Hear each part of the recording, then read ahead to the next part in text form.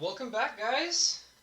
No, nobody's jumped in yet, but that's okay, because I know that there are a couple people who love to jump in as fast as they possibly can. So any second now, I'm sure somebody will jump in, which is fine. Um, so let me go ahead and get back into what I was working on. Hey, Michael's Magic, there we go. I'm always so used to the idea now that, like, almost within, like, less than a minute of me starting, somebody jumps in, which is really comforting. I really like that. Because then I don't feel like I'm talking to nobody, which is a really nice feeling. Um, okay. My father is joining us in this chat too. Well, not in the chat, but he's watching the stream. And also, my sister is in the stream somewhere, I'm sure. Both of my family members probably won't be able to actually chat in the chat log. They both kind of told me that they're not able to do that, which is fine. I'm totally cool with that. So it's nice to have everybody in here. My dad, my sis. Hello, Michael's Magic. Good to see you, Wrath of Wood. My time walk from yesterday finally resolved. Yes, it did. So let's go ahead and I'm going to kind of refresh what's going on. So I basically decided to commemorate having gotten and received 50 subscriptions to my channel. I wanted to do a special commemorative piece for the 50 subscriptions. And basically what I did is I decided to paint a custom altered time walk. And so this is the progress that we made yesterday on it. And I have a few reference pieces for anybody who hasn't seen them already. I am using a few different art pieces to kind of reference to help me get me an idea of like what I'm doing. So I have here a copy of Walk the Aeons, which I showed off yesterday. And this is actually the art I'm really focusing on because Jeremy Jarvis actually did a great job with improving what Amy Weber had already done in the original Time Walk art. And I also have a time walk here. Yes, thank you. I should probably turn that off. It's getting a little loud and obnoxious. So this time walk is not a real time walk. It's a proxy, but that's okay because I don't need a real time walk. So basically, I kind of talked about what I'm doing, and those are my two reference pieces. So what I have going on in this piece is you can obviously see the creation of the giant clock that I wanted to do. We, got it set up. I kind of took a picture of a old antique clock that kind of has only just like a brass like rim like this with all of the numerals on it, which I will probably be putting on. I don't know, either halfway through or maybe more towards the end. I'm not 100% sure. Come on, focus. Come on. Come on. Trying to get it to... There we go. Okay. So, basically this clock that I'm using as a reference point kind of has a brassy kind of copper look to it, which I thought looked really nice. And it had this bar with all these gears revealed, which I thought was really good to kind of like represent the more abstract look for the clock for our time relevant piece. And so obviously it's not done yet. Clearly the clock is not done, but it's almost done. The other portion that I wanted to do is I showed you guys the Walk the Aeons and the Time Walk. The reason why I have those cards is because I want to paint the skeletal figure. Oh, hey Anita, good to see you. Thanks for jumping in. I want to... Let me kind of show off again real quick. So, from what you guys can see, these little skeletal figures, these figures are iconic for the Time Walk art. They're very interesting, very abstract, very strange. And, like, they're in the Time Walk art, they're also in this one, the Walk the Aeons art. And so, basically, what I wanted to do is I wanted to take one of these figures... And they're going to... probably just one of them. I don't think I'm going to do like 2 or 3 of them like is in the other couple of pieces of art. But I want to take it and have it kind of pulling on the hour hand for the clock. and pulling it down towards this way. So this space is saved for that little skeletal figure on the art to be pulling the clock hand across the clock. Um, and the next thing that I also want to do is you see that there's a dividing line here that lines up with the hour hand of the clock. So that line is going to go all the way down to the bottom of this art here, where the hand is. And that separation is going to have 2 different times of day. So on this portion, I'm planning to have like a starry night sky with like a moon and things like that. And then on this portion of the line, I'm going to have a sunrise. So it's going to be to represent that time is passing quickly, to give you that kind of like time traveling kind of feeling to it, to make it feel like that the hour hand is like controlling the actual timeline or whatever. And that'll go all the way down to the bottom here, so like I'll probably show more of the night sky alongside this area after painting the skeletal figure. And then you'll see more color for the sunrise in this portion of the clock as well. And then the other idea that I had set up to finish off the piece is that there's going to be, you'll see I kind of cut it off right here at the bottom where the gear and the clock hands are. So what I want to do is I want to kind of actually put some land here, and I want one portion of it, probably on the night sky portion, to be like barren wasteland, like it's just going to be like dry, cracked, dead earth looking. And then the other portion is going to have like grass and like maybe some flowers or something to make it look like it's alive. And that's going to be kind of like the further to show you contrast between the time changing and all that. So it's going to have like all these really interesting like time based elements to it to kind of really show it off and give you the sense that the card is like a traveling time kind of piece. So we're just going to go ahead and jump into that. I feel like there was something else I was going to say, but I can't remember what it is. So let's go ahead, and I think what I want to do, I'm trying to figure out if there's anything else I want to do to this clock before I start painting the little figure. I don't think so.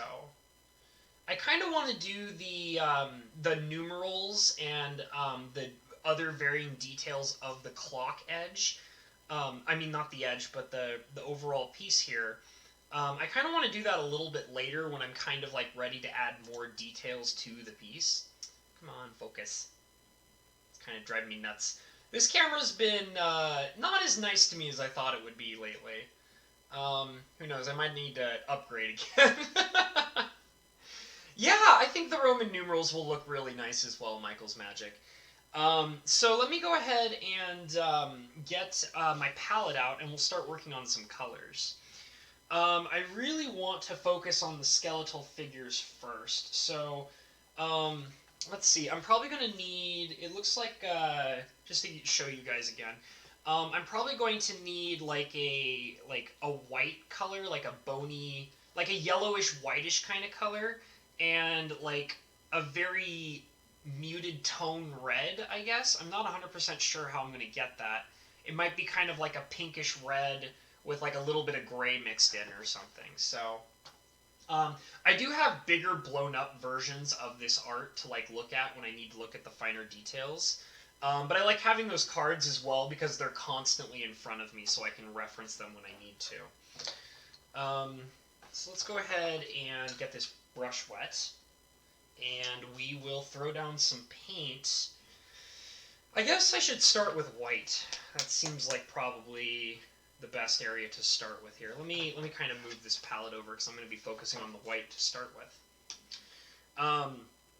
So yeah, Dad, I know that you're in the chat. I mean, I know you're listening and you can't really respond or anything.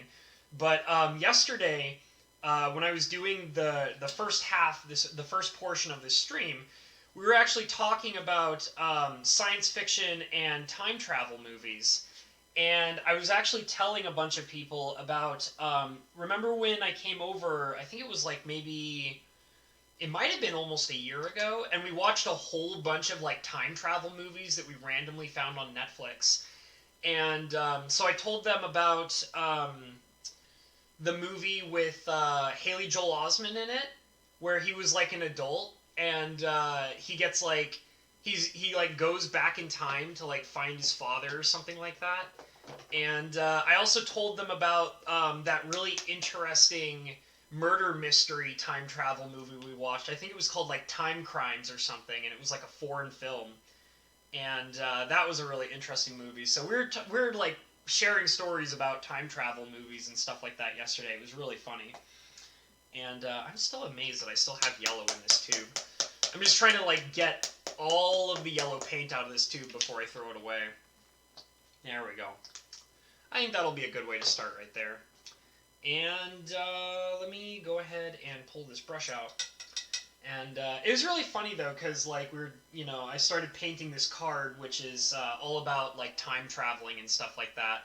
And we started talking about time traveling movies. And I remember at one point I was like, "How did we start talking about time travel movies?" And then here I am painting like a time travel card. Yeah, Back to the Future is amazing. Coffee, delicious. Yeah, I love the Back to the Future series. We have it at my dad's place, and I want to say we watch it like every few years or so. Um, my dad has this insane movie collection. It's just ludicrously huge.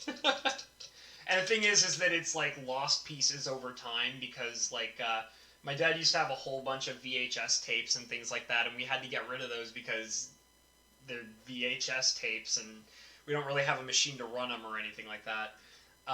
Okay, Michael's Magic. See you later. Thanks so much for coming in. Have a chill day, man. Thank you so much for stopping by. But yeah, we used to have like a whole bunch of VHS tapes of like various different movies and things like that, and they're basically yeah, back to back to back. Yep. Yeah. We haven't watched those movies in some time though. I kind of miss them. Oh, that might be a little too yellow. Maybe I can tone it down just a little bit. I have kind of this eggshell yellow going on where I just kind of barely dipped my yellow into some white. And it's way. Oh, I don't think you guys can see it. Here, I'm kind of move the palette a little bit. This is what I'm working on right here, this little yellowish color. It's definitely not the right color that I want, so I'm probably going to have to darken it just a little bit.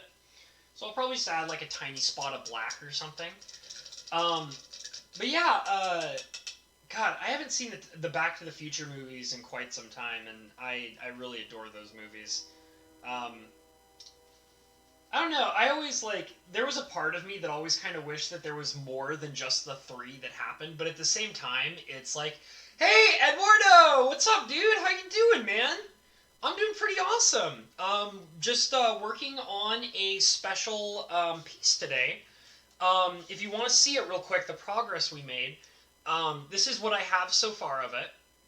And so if you're wondering, like, obviously you can't really tell what it is based on what this is, but we're basically doing a altered time walk. So I have this time walk I'm not obviously painting. This is not going to happen. But basically I took a 2-mana blue sorcery and I'm painting it to look like a time walk. So it's kind of like a special piece that I wanted to do to celebrate having 50 subscribers. So that's kind of what we're celebrating. We're celebrating the fact that my channel is moving forward, it's expanding, getting bigger. So I wanted to do something really special. So I picked a piece of power to paint, which I thought would be really fun. It's good to see you, Galindo. I remember that you told me that you were trying to figure out a better way to contact me. If I were you, you should get into my public Discord to kind of like talk with me and stuff like that. Because I think I remember you mentioning that you were interested in having me paint something for you, which I would be more than happy to do. So I would suggest jumping into the public Discord. You know what? Let me throw a link of that in the chat for you, so that you can jump in. And oh, that's weird. Okay, whatever. let me throw that in for you so that you can jump into the public Discord and you can chat with me and maybe I can commission something for you, special for you. So that's a link. It's a 1 day good only link. So anybody who's in this channel right now who wants to join the Discord to communicate with me about the channel or whatever, feel free to click that link and you can join. It's a public Discord. Anybody can join. We talk about art. We share art. I have a couple people who are cooks, and obviously anybody who knows me, I love cooking, so we share recipes. Sometimes we also promote each other's channels. I let Cinder come in and post links to the stuff that he's working on and things like that. So yeah, feel free to come on in and join in on the chats and have a good time. And yeah. So yeah, I'm working on this time walk, and I'm very excited to get it done because one of the things I was talking about when I was working on it was when I started it yesterday, I actually brainstormed the overall concept of the art for this like in an hour before I started the stream. And it was so funny because I was kind of like, when I first started the stream, I was bouncing ideas off of the chat room of like, I think I want to do this, but I'm not sure. Like, what do you guys think? And I normally don't do that. I normally like to sketch out all my art before I paint it when I do a full altar. And but that was not the case with this one. I just kind of like, it was something. What happened was on Monday. It was Monday night. I was walking home from work, and I knew that I was coming up to do my 50 subscriber special, and I knew I wanted to do something special for you guys. I didn't know what I wanted to do, but I knew I wanted to do something. And so literally, like, it takes me about an hour to walk home from work, and which, you know, I like because I get time to kind of like organize my thoughts and figure out what I want to do, and kind of like it's almost like a meditational kind of thing, kind of. And I knew that I wanted to like do something special, but I didn't know what. And I kind of was like, well, you know, maybe I should just like paint a land or something. And I'm like, but that's not really that special, you know. I want to do something significant and memorable. So I decided that I wanted to do a full altar, and I was like, well, what I'm going to alter? And then I kind of thought of like, well, when I painted my Black Lotus, that was a big deal for me, and that meant a lot to me, and I remember it very well and very clearly. And I did have this idea that at some point I wanted to do full altars of every piece of power. So like all of the... Ooh, throw that paintbrush anywhere. All of the Power 9 I knew I really wanted to paint at some point. Well, with obviously the Black Lotus being the very first thing that I did.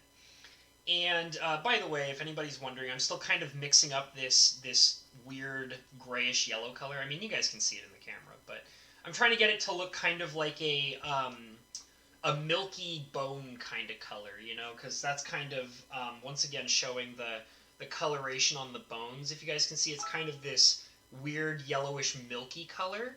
So that's kind of what I'm trying to get. Oops, whatever. Yeah. Well, you know, that's fine. My dad is using my phone as his own personal chat room, and he's got his own opinions about my colors. Um, oh, okay, cool. Very nice. My sis just also contacted me to let me know that she joined the Discord. So very cool, guys. Very cool. Yeah, you know, it's kind of funny because it's almost like I have a special exclusive chat room on my phone live in the stream right now. So, special family membership chat room only, because apparently my family doesn't seem to want to use the actual YouTube chat, which is understandable. It's understandable. It's fine. It's fine. Just pulling your guys' legs. So you guys get the special phone chat room treatment. All right, Galindo, I'm glad that you joined. So yeah, feel free to what I would do is since you joined the Discord, you can see my name in the Discord. Feel free to send me a friend request. I'll accept it, and you and me can have a private chat about like the piece you want done and like how you want it done, and like we'll throw like art concepts at each other and get it all figured out. Um, oh. Let me check something. Let me check something. Okay. Okay.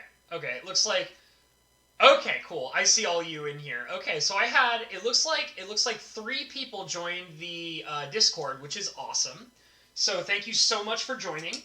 And like I said, if you like Sis, feel free to send me a personal invite, like a personal friend request. I'll accept it. We can chat through Discord. For Ed, also send me a friend request, and you and me will chat about a piece that I can paint for you. It sounded like you wanted a soul ring, which I would be up for. I'll be totally honest. There was a couple of points in time where I kind of really wanted to paint a soul ring. Um, and there's so many cool things you can do with it. Because, like, I've seen, like, people take the like mechanical route where the soul ring is like a giant machine, and then I've seen the classic like, oh, it's a ring floating out in space with the stars, and I've seen all sorts of different kind of pieces. So I would actually love to kind of throw my own spin on that. That would be a lot of fun. But like I said, like we can discuss ideas, and you can kind of tell me like what you like really think you want it to look like, and we'll go from there. We'll spitball ideas back and forth. I'm just kind of trying to add some more black to this color to gray it out just a little bit. I think that this will be a lot closer to how I want it. I can bring it closer to the camera so you guys can see. There we go. So that's kind of what I'm trying to get. And I think that's a pretty good color. It's much better. It's like got that yellowish muted gray tone that I really wanted. So, and I think if I spread it thin enough, it'll be the right like light shading it needs. So I think I'm going to go ahead and set that up, and we'll start painting our little skeletal figure here. So yeah, let me take a sip of coffee, because coffee's delicious. Okay. I'm going to kind of put this here just to kind of like... No, you know what? I think I like the other one better. This one has Jeremy Jarvis. He really took that time walk art like 3 steps ahead. It's impressive. So I think what I'm going to want to do is I think I want to kind of like replicate this guy more than I want the other guys. Because, like, these guys are, like, more like pushing, which is fine for this art, but I'm kind of looking more towards a character who is going to be pulling the clock hand across. So I think I'm going to try and replicate this guy a little more closely than the other 2 to kind of really get that pulling action that he's doing. You can kind of see he's, like, sorry, the glare is a little... funky, but you can see that he is pulling the pendulum to this side over here. So I think I'm going to try to basically mirror flip that and just kind of have him pulling the hand over this way. So, okay, so it's kind of, let's see, if I can just kind of get a little hand spot like right about here. Just like that. And kind of like some finger appearances, sort of. Like some digits, some finger digits. And maybe a bit of an arm. That might be a little too chunky. I'm a little worried that might be too chunky. I might break out my tiny brush. Here. Let me kind of get this guy wetted and cleaned up a bit. And I'm going to pull out my teeny tiny itty bitty brush, which is this guy's Puny. This is the smallest brush I own, which is kind of a big deal. Like, from anybody who's seen me use this brush before, this is like the most important brush I have in my collection. And it's puny. It's like, it's practically a pinpoint. And it's very important for getting those teeny tiny details down, which is kind of what I really need right now. So I'm going to kind of just get the color going, get it nice and thin on the brush, and I'm just going to kind of carefully add it in over here. I'm also wondering if maybe... I'm kind of wondering if I should actually do the background colors first. Because, like, the problem I'm realizing right away from what I can see... Here, let me show you guys a little closer so you can see what I'm seeing. Well, it doesn't look that bad. The color is blending in with the other gray background, which is not what I want. I'm a little nervous that will be, like, hard to define, especially knowing that I'm going to have to, like, paint over all of this area anyways. So I'm thinking that maybe... I don't know. I feel like that I want to do the background first, but the problem is I just spent a whole bunch of time creating that color, and I'm worried that if I let it dry out and I don't use it, like, I'm going to regret that, and I'm going to have to recreate it later. So, okay, I think I know what I should do. Alright, so my new plan now is I'm going to actually create a bluish, blackish color for a night sky, and I'm just going to fill in this area with that color. And then once I fill in this area, I'm not going to do it up here yet. I'm going to do the upper area a little bit later, and I'll just kind of fill it in down here to start with, so that I have a dark, contrasting color to paint the skeletal figure on, so that the skeletal figure can be better defined when I actually start to paint it. So let's go ahead and do that, because I want to get into that right away, because I should have probably realized that I wanted to do that before, and I didn't set it up, obviously. So let's go ahead and jump into that as quickly as I possibly can, because I don't want to be here all day setting up colors. So we're gonna do some blue. Okay, I'll kind of put it like right. Let me see. I want to make sure you guys can see what I'm doing here. There we go. That's a little better. I'm gonna put this blue right here. There we go. And I think maybe a little bit of red too, because I want it to be more of a purple color, you know? Just to kind of have like that dark purple night sky color. And we don't need much red, so I just have like a teeny tiny spot of red, like right here where my finger is, if you can see it wiggling in the bottom corner there. And let's see, let's go ahead and grab some of this blue, and we'll throw it right there. That's going to be the blue that we start working with first. And then we'll throw some red into it to kind of get that purple color. And I'm not sure if I want to lighten it up or not. We'll see how it looks after I mix it. Here, let's see how this looks after I add it, because it, you know, not too much red, just enough to kind of get a bit of a purple going here. It looks pretty decent. I'm kind of spreading it out just a little bit to kind of get an idea of like what shade of purple it is. And it looks like it came out right away into a relatively nice, royal purple, if you can kind of see that. Here. Yeah. So I think that's right away, like, the color I want to start with.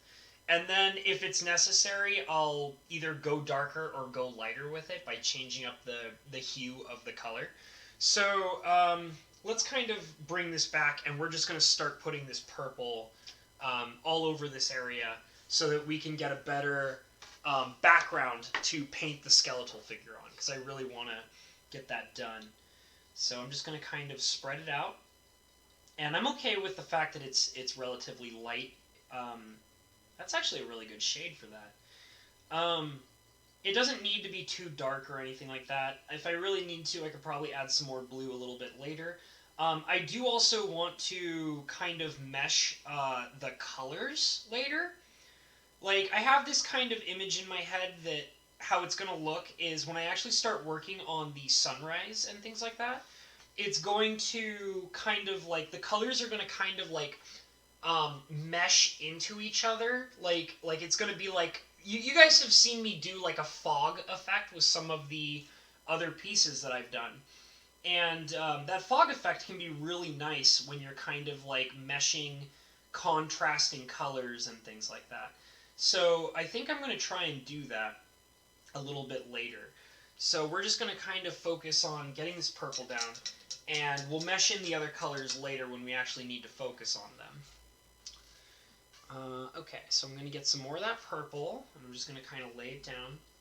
And I do like having it kind of thin. I don't want it to be too dark. So we're just kind of laying it down here. And I also am realizing that I think my gear colors are too light because I'm losing their definition while I'm adding in this purple, and I don't really like that. So that means I'm probably going to have to retrace my steps later on and add more defining color to the actual metallic gears in the background. Here, let me bring you guys a little bit closer. I forgot that it was kind of zoomed out there. So, there we go. That's a little bit better. Let me kind of see if I can get it to focus. Come on, focus. There we go. There we go. Okay. So, let me just kind of get some more paint on the brush. It's a little streaky, so I think I'm going to have to kind of spread it out just a little bit more. Just to kind of like lose some of those streaks. It looks a little funky right now. So, we're just going to kind of blend it in. Just a little bit darker is fine. There we go. You know, it's been kind of funny, I gotta tell you guys. You'll notice that it might seem like it's a little quieter than, like, my previous streams. I decided I can't play music in my streams anymore. I actually got my first ever copyright claim on a stream. Which, you know, like, I feel like I should have known better. Like, obviously I should have known better. But I got my first ever copyright claim on a stream that I did. It was when I was doing the commission for Man Cave MTG. In that stream, there was a point where I got really, really quiet because I was focusing really hard on what I was trying to do. And I got so quiet that the very low music that I've been keeping in, like, because I kind of like, I'm not a big fan of silence. Like, silence really bothers me.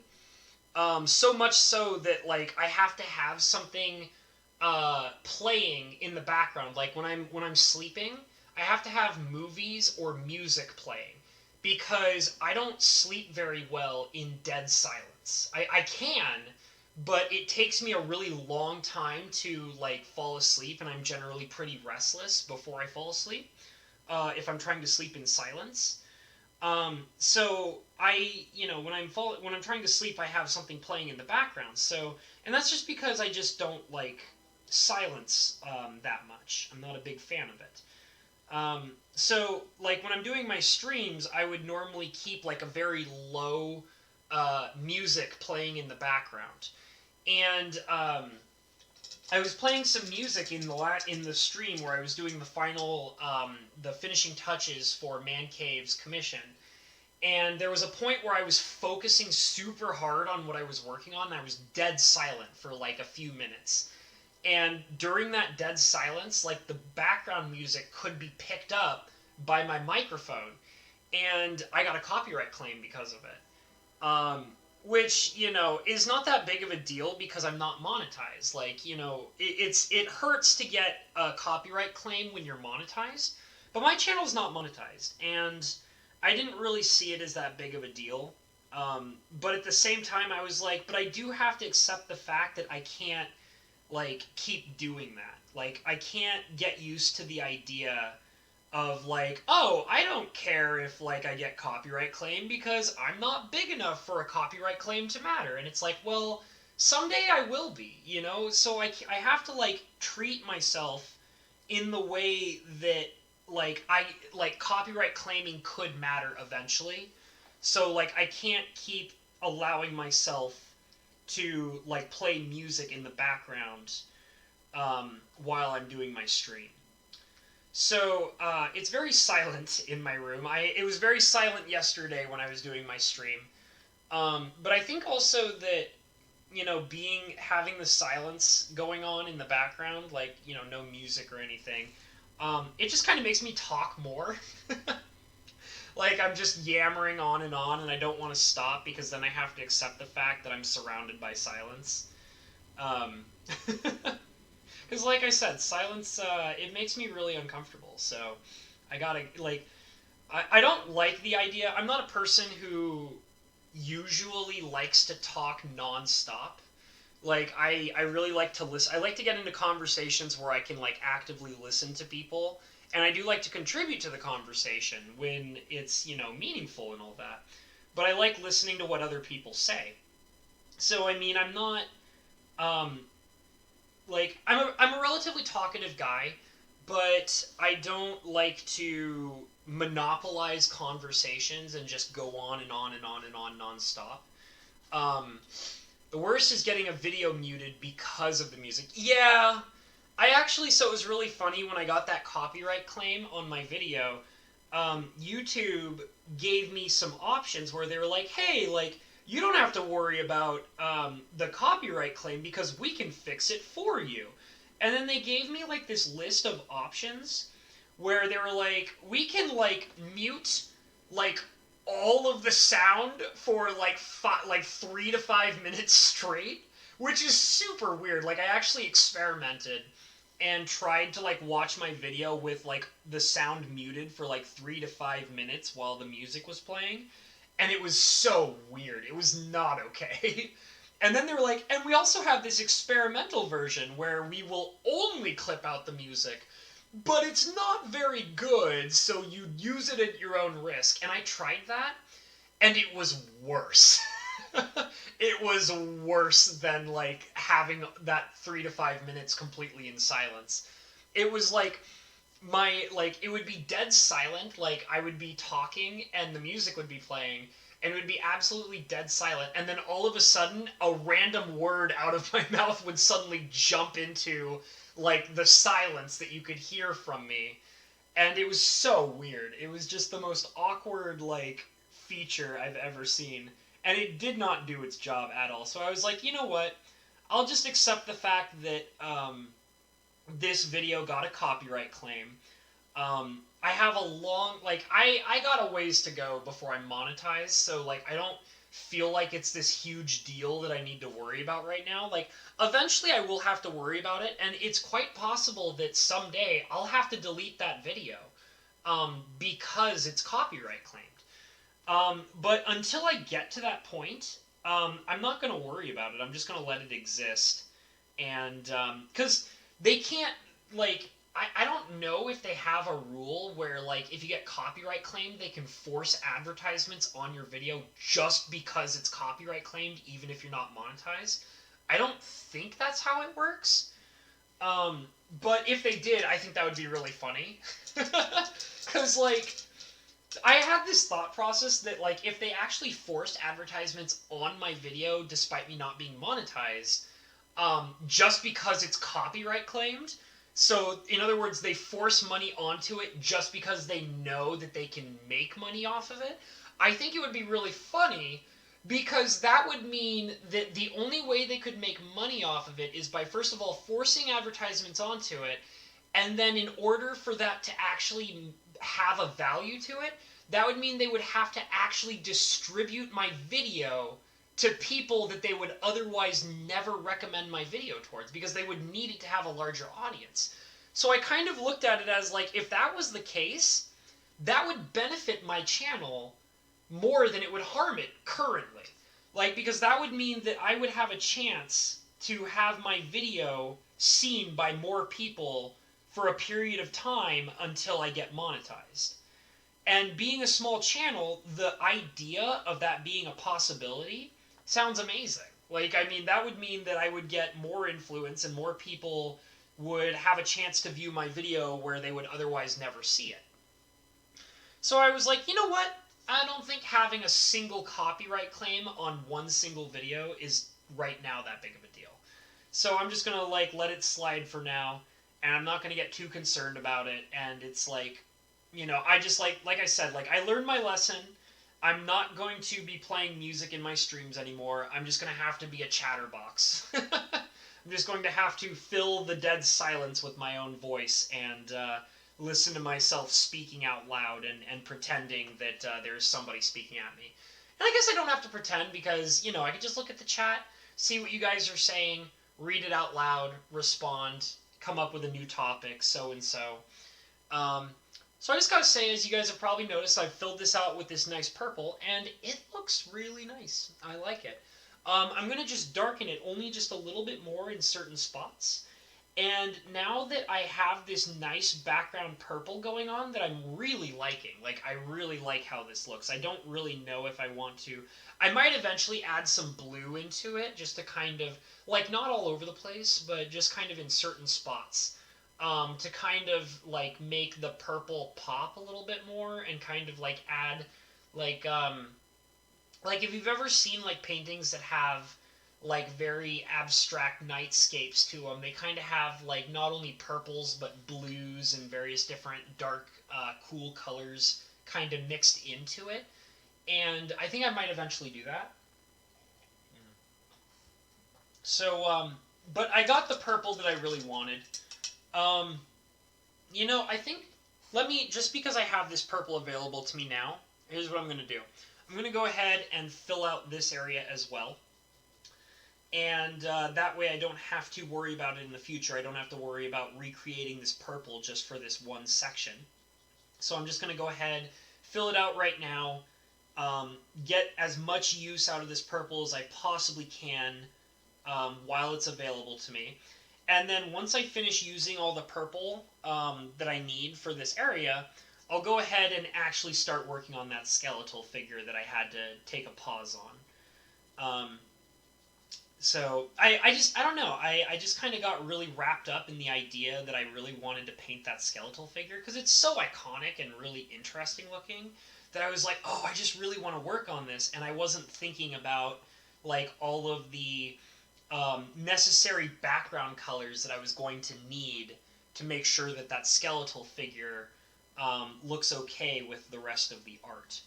But now that I've got the purple going, it'll be much nicer and it'll look a lot smoother. So let me just kind of fill out this area and we'll get started on that skeletal figure. I might have to darken this purple area just a little bit though because it's really light compared to the lower area. So we're just going to kind of darken it a little bit and then jump into the other area. So, yeah. You know, it was really funny because I was in last night I was playing Minecraft pretty hardcore. I stayed up until like 2 or 3 in the morning last night. Alright, Anita, see you later. Thanks so much for jumping in with us. I assume that Dad has to probably dip out too, so I'm just going to assume that he's also leaving the chat as well. So I'm glad to have you guys in here. Thanks so much for joining me and being so supportive of everything I'm doing. It's really awesome. I love you guys. But going on with what I was talking about, last night I was up until 3 in the morning. I was playing some Minecraft because I have not played Minecraft in like weeks. And, you know, I've been playing with Cinder Shadow and playing Discord, like his name's King's Knight. And, yes, it is very addictive. And I've been playing with a few YouTubers, and originally Mike Hatcher jumped in there as well, but he's kind of off doing his own Minecraft thing, which is totally cool. Not a big deal. But, you know, it's still really fun, like, and I was playing with Helfer Gamers last night, and what we've been doing is me, Helfer Gamers, and Cinder, like to get on Discord and we get into like a private Minecraft chat, and we just kind of like talk about like all sorts of different things. Like we'll frequently, obviously, be talking about what we're working on in Minecraft, but we also talk about a whole bunch of other things. And one of the topics that came up between me and Helfer Gamers that was really interesting, and I've been thinking about it a lot, is we were talking about magic content in general. And it was really interesting because me and Helfer Gamers actually had a lot of the same opinions about magic content for YouTube. And, like, one of the things that we both kind of came to the same agreement on is that we both, like, it's funny because Cinder Shadow is a magic content creator, Mike Hatcher is a magic content creator, hell, I am a magic content creator. And like a lot of the people that I communicate with on a regular basis are, involved in magic or magic content creators or whatever. But one of the things that me and Helfer Gamers also made, he said he's going to be working on doing his own content, and I get the impression that he might also do a little bit of magic content. I got the impression that he's kind of like not trying specifically to focus on that so much, which is totally fine. Um, but one of the things that we both kind of agreed on that really surprised me was we actually both find um, magic content in general really boring. I mean, like talking about like cards and like what they can do and like how they should be played and like what's the most powerful thing in the game and what kind of decks need to be in the meta and um, talking about like, oh, this card's the most powerful and this one is like too weak to be played. And we both kind of agreed that it's just like it's really boring. Like I don't even like I'm not a like person who focuses on playing the game as much as I used to. I have not played a game in Magic. I have not played a game of Magic in more than 2.5 months, maybe 3 months. Like I paint Magic cards, but I don't really play the game anymore. And I mean, a major part of that is that I don't really have many people that I play the game with. Um, which is fine. Like, I mean, I do have friends that like have other really interesting hobbies that I like to talk with them about and share with them. But we just like Magic is not one of those things anymore.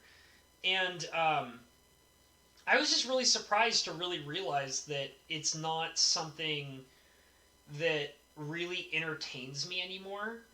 And I was like, we were both kind of talking about trying to like push away from magic content more and more. And I mean, like I said, like I get the impression Helfer Gamers, once he starts like making content, he's probably going to do a whole bunch of different things. But me specifically, like I'm more of an art person, and like my favorite medium for my artistic ways is magic cards because like I've loved magic my whole life pretty much. And like it's always been a major part of my life, and I like the fantasy tropes and the freedom of styles and the like almost like the Dungeons and Dragons aspects of it. But I also want to like stray away from painting magic cards too often. Like I've talked a couple of times about I have these ideas for like I have like ideas where I want to paint on canvas more. And obviously, like, I haven't really done that. Like, I mean, I've done it in my own free time, but I haven't done it on stream yet. And I do plan to eventually do it. Like, I really want to um, bring more. Like, I really want my channel to kind of be more towards art in general rather than specifically Magic the Gathering art, you know? Because that's way too niche, you know? And it's not that I'm so focused on trying to be this major part of the Magic the Gathering community. Like that's not necessarily what this is all about. It's that I want to be a part of artistic hobbies in general. And that's another thing too is that I kind of am also very interested in trying By the way, I'm just going to interrupt myself to say I'm going to try and start working on the skeleton figure now. I'm very pleased with how the purple came out. It's done to the degree that I want it to be in for now. So I'm going to go back to painting this skeleton figure, and I believe that my paint for the figure, yeah, it's still good. So I'm just going to go ahead and use that. So let me wet the brush real quick, and we'll start working on that skeleton. But I want to like work more towards trying to just do art in general. And I know that the whole thing about that is it's not a thing about like my community or my channel specifically that's preventing me from doing that, because what's really nice is my channel right now is small enough to the point of where I don't have to worry about like I don't have to be afraid to change the direction my channel is going because I'm so small right now. And I mean, that'll change in the future, but if I have the ability to change more towards what I really want this channel to be, this is the time for me to do it. So, try doing a stasis. Oh, man. Wrath of Wood, you know me too good, man. I'll be totally honest, I really want to paint a stasis. I have wanted to do it for some time. I actually have an old stasis art concept that I really, really wanted to do. It's in my sketchbook, and but I just haven't actually done it. And I tried, like, the thing is like, I have this really cool idea for a stasis altar that I want to do, but when I tried sketching it out, it never really looked the way that I really wanted it to look. So, and I don't really 100% know how to get it exactly the way I want it. It might just have to be kind of like this time walk where I just kind of wing it, you know, where I just kind of have a basic idea of what I think I want it to look like, and I just have to be brave and like jump into it and not like question too much how it's operating. So, if you're curious about the overall concept that I have for the stasis, what I wanted to do was um, I wanted to basically leave the art that the stasis has. For any of you guys who haven't seen stasis, it's got this very weird abstract art that makes like no sense at all, and yeah, that is true. I love Seb McKinnon's piece for Stasis. It's very beautiful, and it's like I said in the previous stream, I was saying how when you look at Seb McKinnon's Stasis, you just kind of sit there and you're just like, that's a stasis, man. Like, as abstract as a concept of what stasis is, Seb McKinnon did it. Like, that's it. Um, but yeah, I have this idea for stasis where I actually leave the art as it is. Like, I don't actually change the art. And what I wanted to do was basically paint a frame, like an art frame around the artwork, and then make it look like it's hanging in an art gallery with like a spotlight shining on it. And I thought that would be really funny, like the idea that like the card itself is like represented as an art piece hanging in a museum or something like that. I thought that would be really funny. Um, so yeah, that's kind of like what I want to do with it. And when I was trying to, like, I had a couple of ways that I was trying to represent that in the sketch that I did, but every time I tried to like work that out, it just never really looked right to me. So like I had to kind of like give it up. And yeah, like I thought it was a really cool idea too. Cuz I really like I love the abstract appearance of the artwork itself. And I didn't really want to change that. Like I always thought that it was this really interesting piece that like was so weird and nonsensical that like it itself would be something you would see in like a modern art museum or something like that. And that's kind of what inspired me to like try that out. So I have to make a red.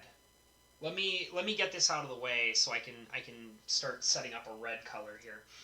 Um, but yeah, I just really wanted to kind of do it that way. And I can actually show you guys the sketch if you're curious enough. Like, I have like a sketchbook that I do I do a lot of sketching in general.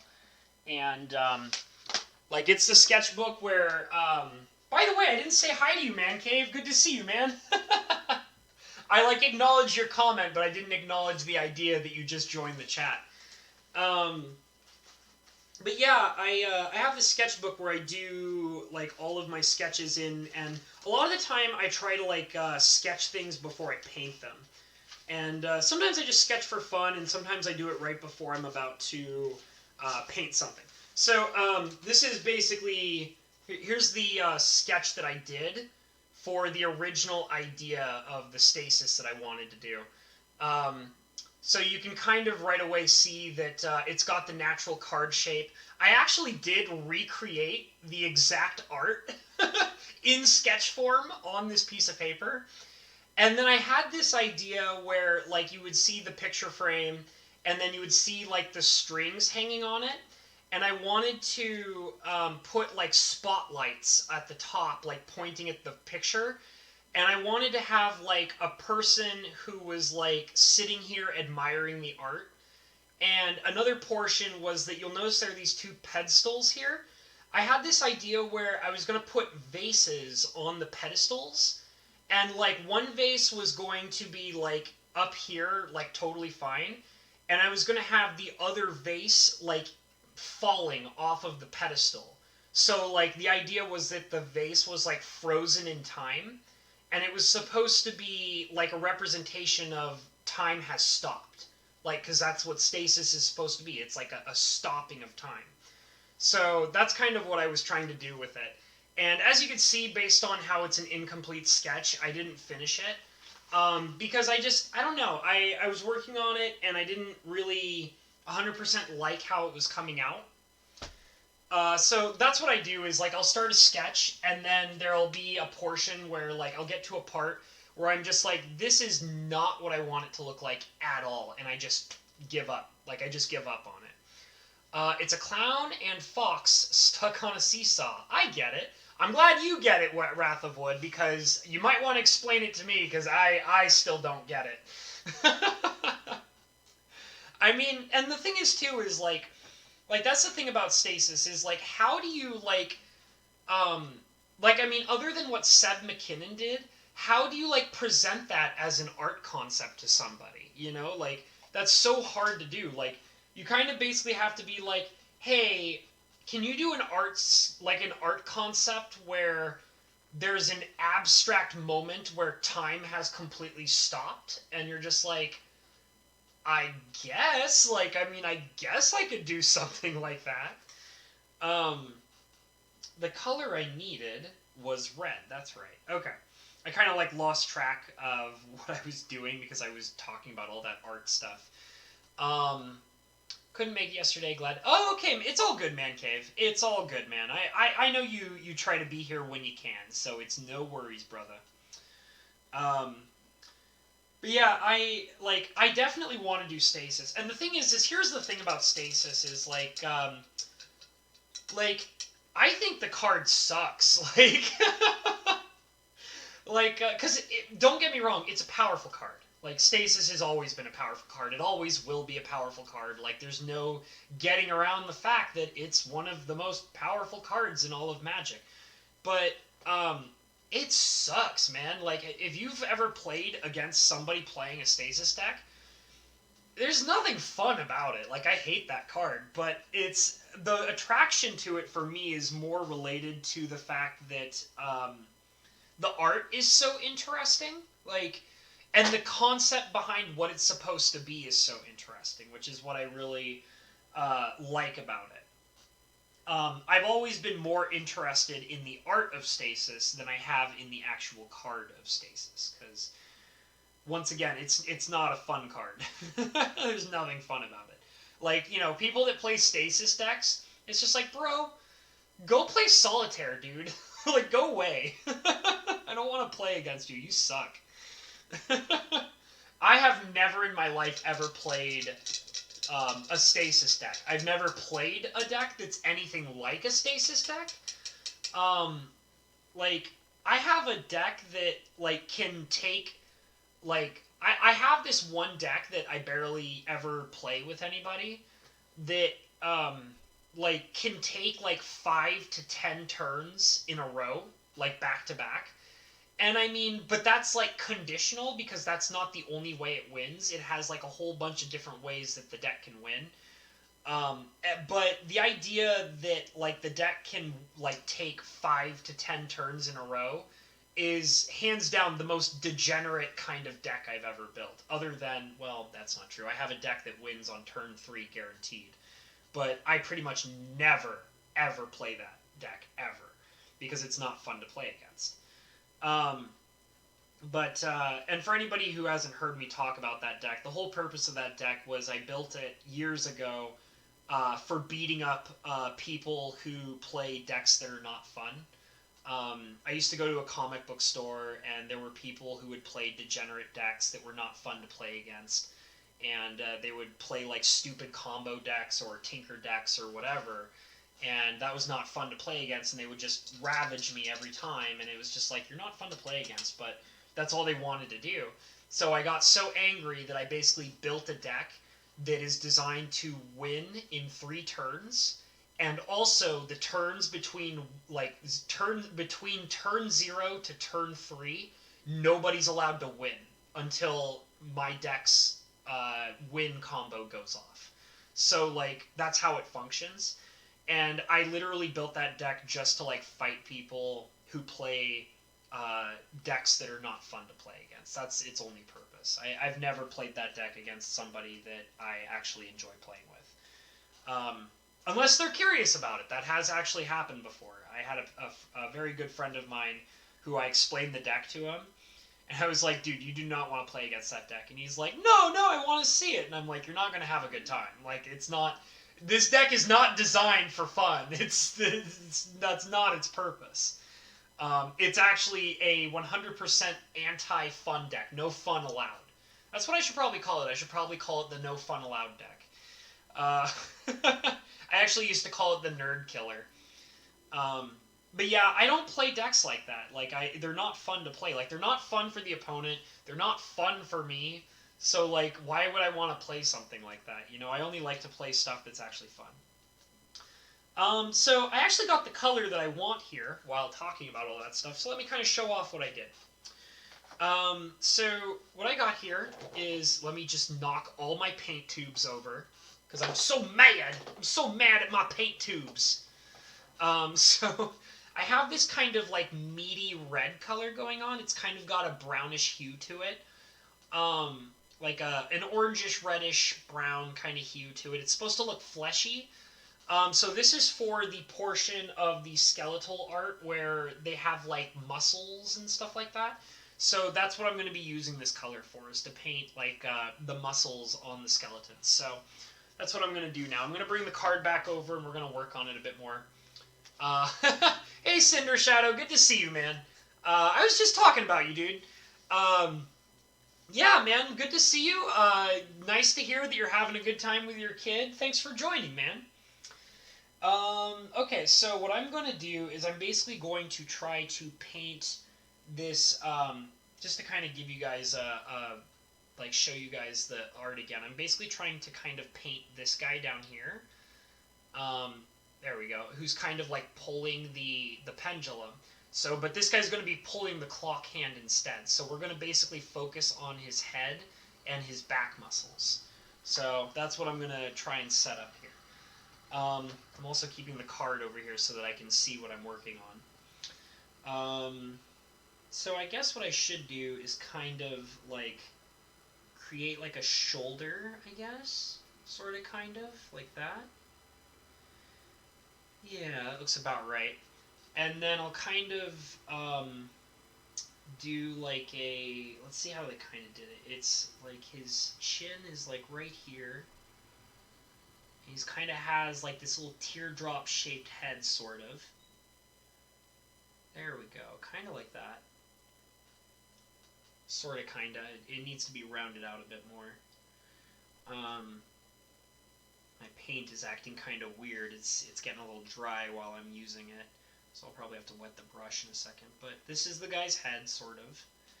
And kind of trying to round it out a bit more.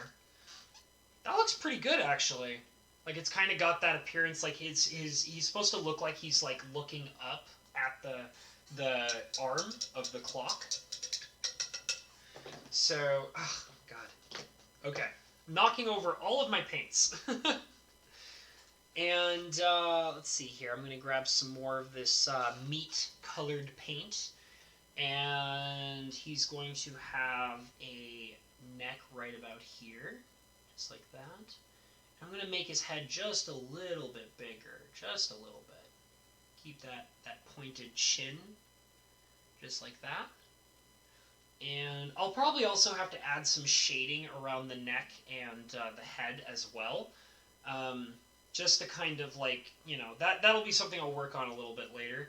So now I'm going to kind of stretch him out so that he looks like he's actually like pulling. Like, give him his back muscles, just kind of like that a little bit, and kind of flesh out his torso, but bring it in, so it looks like he's getting skinnier as it gets lower towards the bottom of his body. And then it's going to kind of have like this almost hourglass shape towards the bottom of his body. I'll show you again. Like I said, I'm referencing this piece while I'm painting this.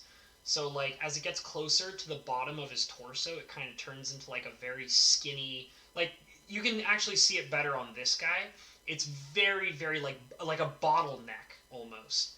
So that's kind of what I'm trying to achieve closer to the bottom here.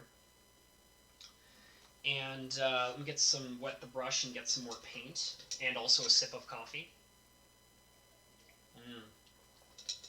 God, that coffee. I have like chocolate and milk and so much good stuff in my coffee. It's getting cold though, which means probably when I get, like, I actually have more coffee back in my kitchen.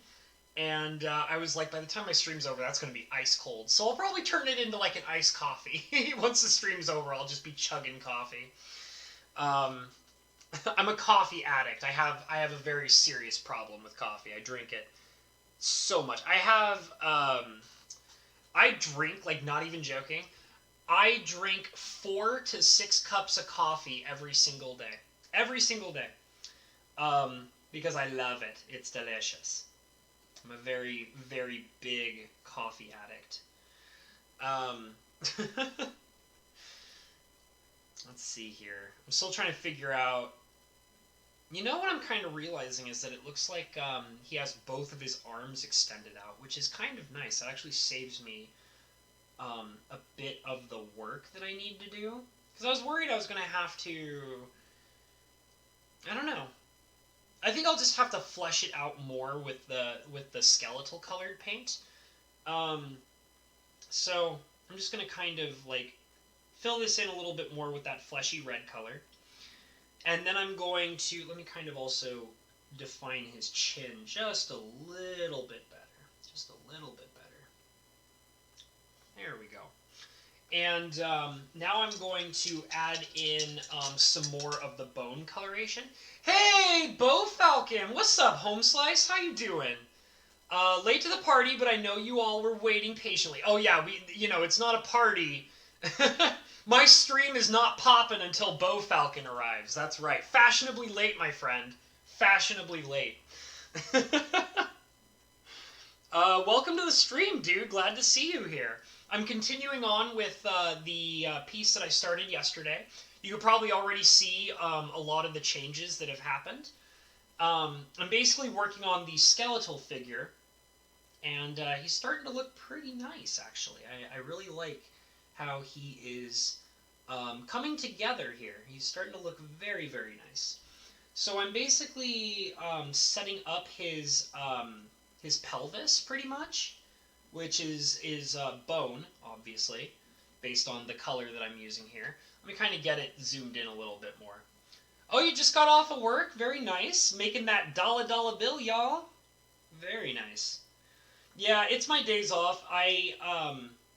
I'm actually really looking forward to my next week, because I I've been at my new job, and they've been working me pretty hard, which I'm okay with, and I was expecting when I started.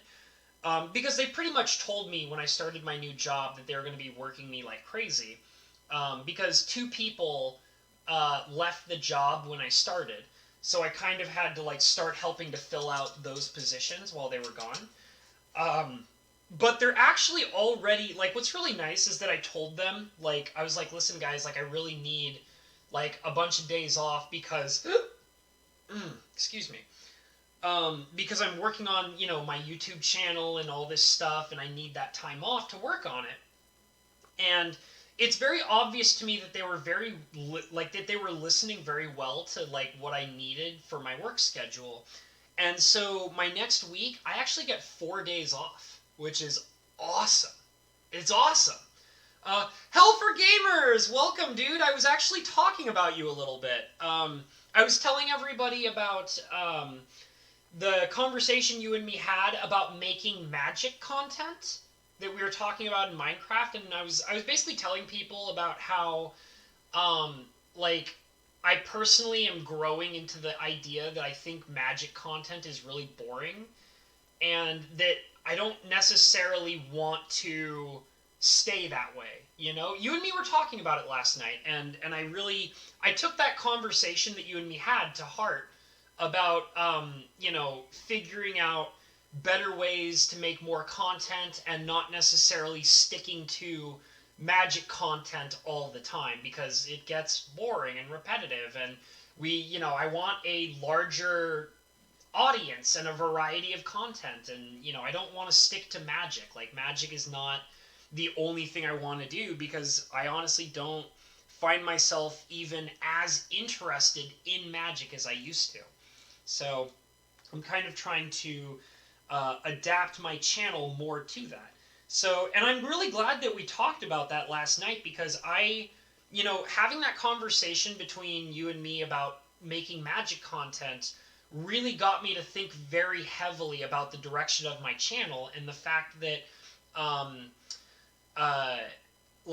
since my channel is so small right now, I still have time to change things about the direction that my channel is headed in.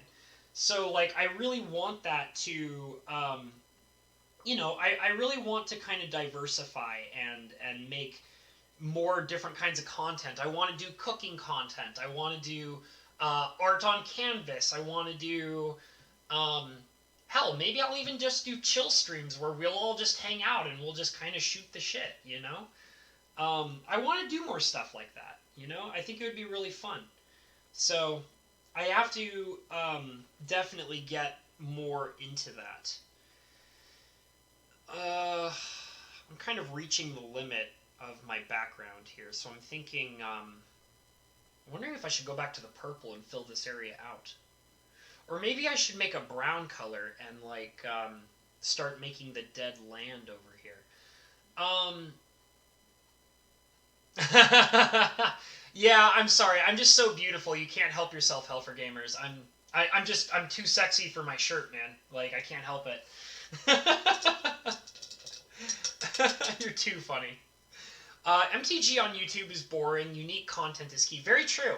I think that the YouTubers that are generally the most successful are the ones that are entertaining on their own.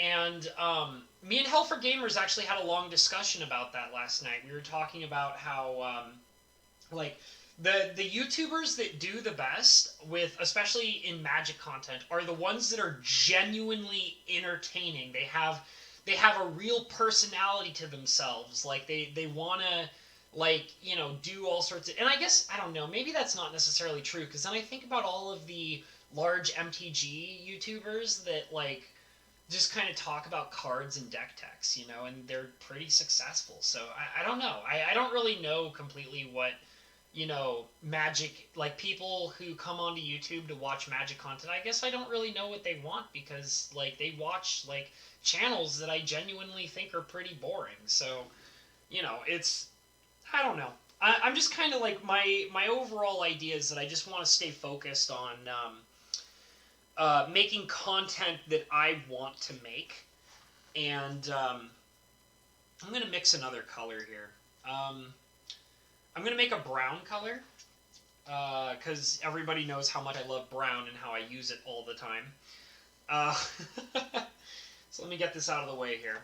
And I have all the colors I need to make browns, so let me just go ahead and do that.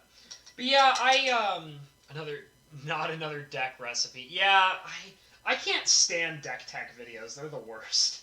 Because they're just, it's like, ugh, like, just, I don't know. Like, I also, a part of me too, like, it's not just, like, the idea of, like, everybody homogenizing and making the same decks over and over again, but a part of it too is, like, guys, like, part of the fun of Magic is being creative and, like, using your brain and like, coming up with ideas that, like, for example, here's a great example, okay? You want to know why I love there's a whole bunch of reasons why I actually love watching Cinder Shadow streams. But one of the main key elements of, like, why I love watching Cinder Shadow play Arena is Cinder is very good at experimenting with decks that nobody has ever tried before. And yeah, he gets, like, decks from, like, people like Desolator Magic and other people who are like, hey, like, I'm trying out this deck, like, you should try it too. And, like, yeah, Cinder will, like, experiment with those decks and stuff like that. But there's so many times, like, I can't even count on my hands how many times I've walked into one of Cinder Shadow's arena streams, and he is trying out something completely brand new and unique, and he'll have, like, a really weird, interesting idea for a Magic deck that nobody's thought of. And, like, it's so funny when you watch him, like, try that stuff out, and then, like, he'll even make commentary, like, he's like, my opponent is probably what, like, his opponent will, like, make weird actions because his opponents, like, are like, trying to figure out what he's playing, but, like, he's playing something that nobody's ever done before, so his opponents get confused, and they make wrong choices based on the idea that they have no idea what he's playing. And, like, it's so fun to, like, see somebody who is actually being creative and, like, trying something that is not obvious and totally new and puts a spin on cards that, like, people are not always using all the time for, like, the best possible deck. And, like that's the kind of stuff I like to see, like, for that stuff. Like, that's why I think that, you know, like, that's why pretty much Cinder Shadow is the only Arena streamer I watch. I don't watch anybody else play Arena, like, except for Cinder. And, like, that's the main reason why I watch him, is because he's always experimenting and trying new things.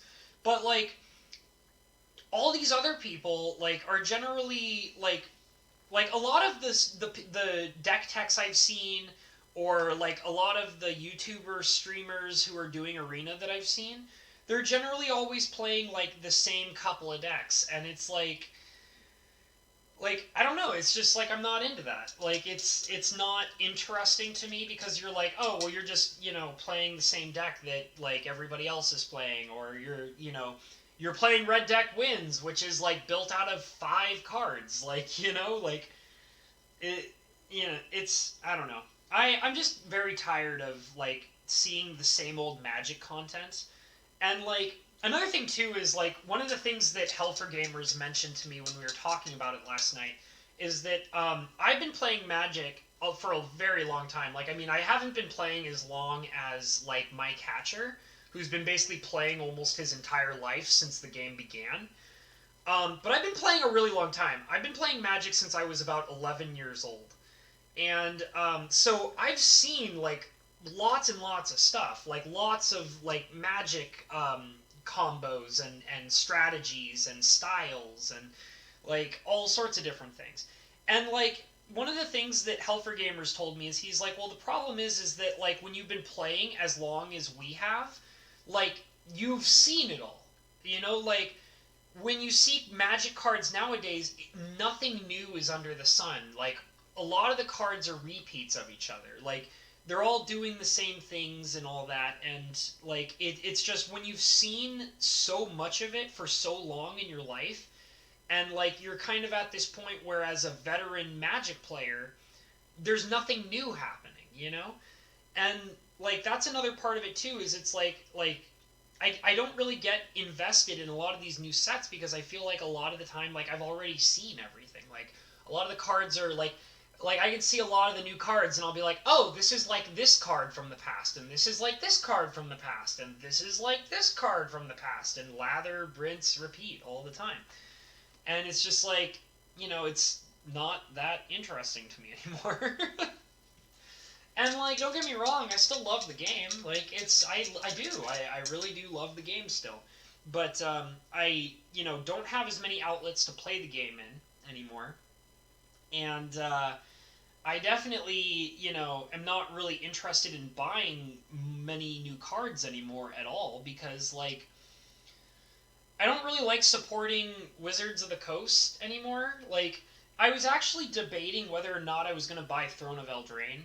Like, there was a point where, like, some of the cards look really, like, kind of cool. And I was like, well, maybe I should buy some boosters. And, like, I kind of started, like, a personal boycott of Magic, after Dominaria. Like, I kind of decided that Dominaria was the last Magic set I wanted to play. And like I was like, well, like now that I've Dominaria's passed, and I don't like what the company is doing. I don't agree with anything they do anymore. Their quality of their game is crap. Like they don't care. They don't care about the quality of their cards. They don't care about their player base. They push politics into everything. Like they piss their players off. Like they just don't care. And like I don't want to support that. I don't want to throw my money at them. Like why would I want to like support a company that's doing so many things to like actively annoy me, and like they're not even making the game interesting for me to keep playing. And like that's the thing is like if I'm not getting any entertainment value out of it, then like why do I want to be a part of it? Why do I want to throw my money at them anymore? And it's like I really don't. And like I will admit, like when I saw like a lot of the cards that were being printed for the new set Eldraine, I was like, this stuff looks kind of interesting, but like I don't know if I want to support them because I still don't really agree with what the company is. And if I start throwing my money at them, I'm rewarding them for continuing being the way that they are. And like I don't want to do that. And so I kind of had this like, and this is the really like this is such an annoying part of this particular of this situation is like I'm basically having to weigh like how much I love the game and how it looks versus weighing it against like how much I dislike the company. And that's not a good feeling. Like I have to literally weigh a hobby with like a company that I dislike. Like I have to say like am I finding more enjoyment out of the game or am I finding more hatred for the company or more annoyance for the company? And it's like if I have to like even make that kind of decision, it probably means that I still don't want to keep supporting them like at all. And like the more I looked at the new Eldraine set, I just kind of had to keep telling myself over and over again like I've seen cards like this before. I've seen cards that are way more interesting in the past than what the cards that are being printed now. And like even though it looks cool and it's got all this flavor and interesting lore, it still does not make up for the fact that like the company still sucks. Like it does. So like I don't think I want to like support. I don't think I want to buy any new cards. Like I'm still going to probably continue my boycott. I don't think I'm going to like buy any Eldraine. And like here's the thing though is like I gotta I tell people this all the time whenever I say I'm doing a boycott. I'm not forcing anybody to boycott Wizards of the Coast with me. I'm not telling anybody that like you need to stop buying cards. You need to stop playing what you're loving. Like my boycott is for me. I don't need to force it on anybody else. It's a personal thing. Like I can't I can't support what they're doing, and so therefore I am choosing not to give them my money anymore. So, and that's on me. That's not on anybody else at all. So like you don't have to like I'm never going to force anybody else who like watches me or likes my content or is even my friend to like have to do that. But I personally just can't support them anymore. And I even had a situation like that with one of my friends where like he was asking me the opinion about a new set that was coming out, And he was like, have you seen these cards? Like, these look amazing. And he was like showing me all this stuff. And he's like, what do you think? And I'm like, dude, it looks like it's going to be a good set. And he's like, nice. Are you going to buy some with me? I was like, no. No. Like, I'm not. Like, it looks like it's going to be a good set, but I still don't support it. Like, I'm not going to buy it. Like, if you want to go and buy it, I'm not going to stop you from buying it. Like, go do it. Like, it's cool. And, like, if you want to come over and you want to bring your cards from your new set and play with me, I'll play with my old cards. We'll have fun. It's fine. Like, but I'm not going to, like, I'm not going to give them my money anymore. So, and like I said, like, there's so many old cards that are still...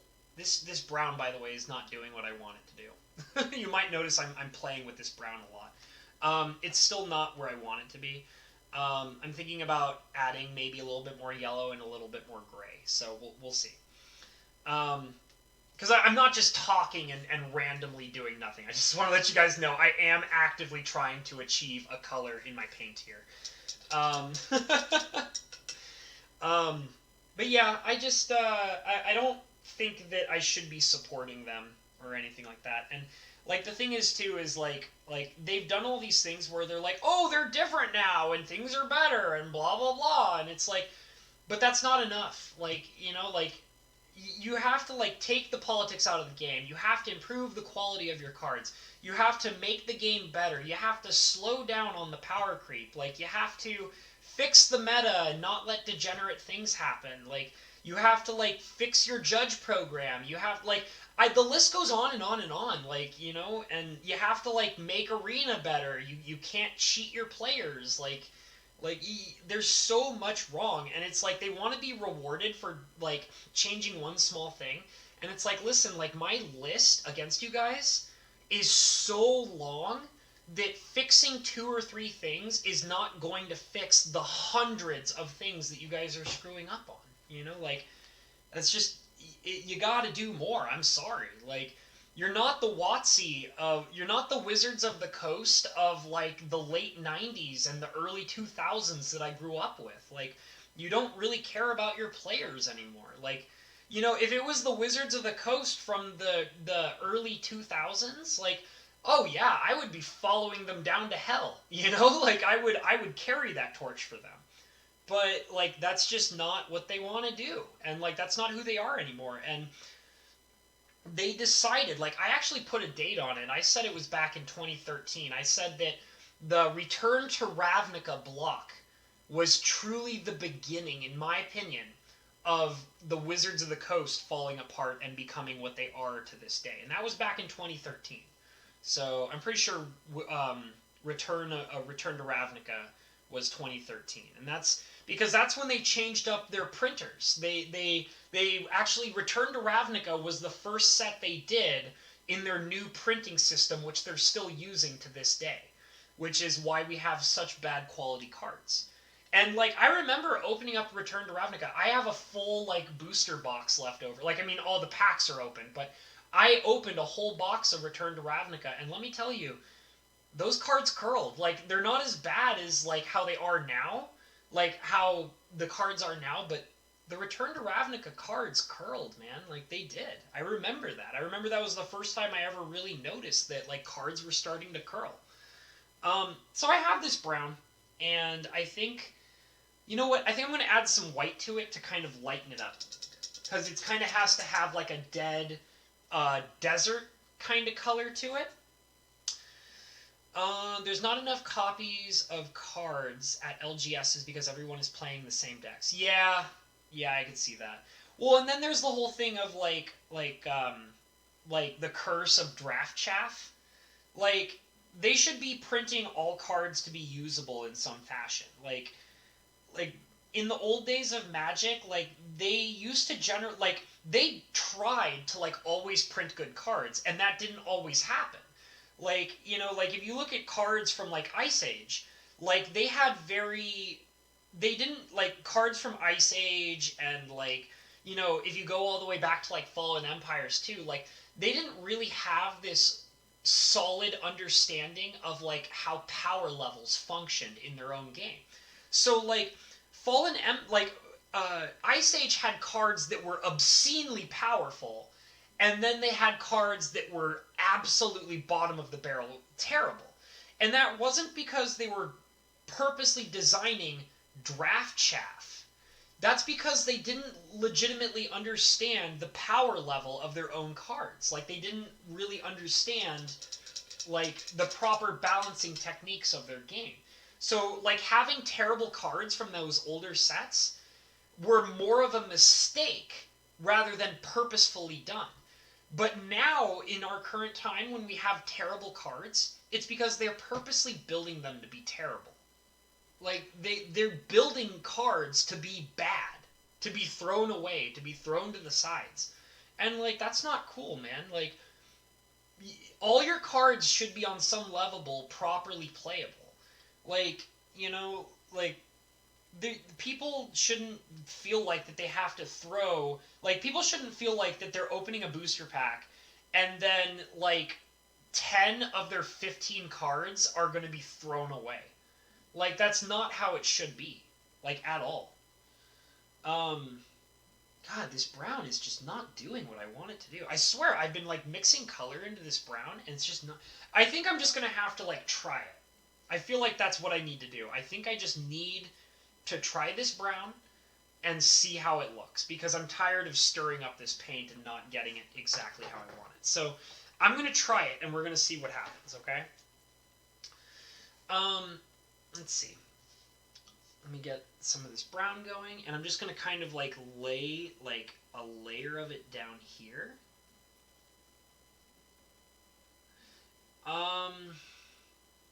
It's just not the right color. Like, I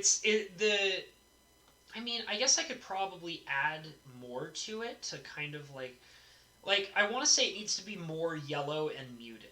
So if I want it to be more yellow and muted, I first of all obviously have to add more yellow to it. And then I'll probably have to, like, add, like, a little bit of black and a little bit of white. I was about to say gray, but I think adding yellow, black, and white will probably get it closer to what I want it to be. So let me kind of try to do that again. Experienced players hit a point where Wizards of the Coast hype doesn't work anymore and they need something more permanent. Yeah, I mean, I don't know. I kind of get this impression sometimes that, like, they're too far gone. You know, like, I don't think there's any coming back. Like, I don't think they'll ever...